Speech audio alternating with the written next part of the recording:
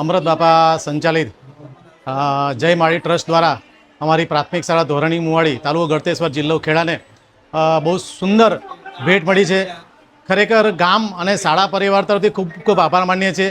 બાલ વાટિકાથી માંડીને ધોરણ 8 સુધી અભ્યાસ કરતા તમામ બાળકોને શૈક્ષણિક કીટ, જેની અંદર સરસ મજાનો થેલો આપ્યો છે, ચોપડા, કંપાસ, લંચ બોક્સ અને પાણીની બોટલ પણ આપી છે.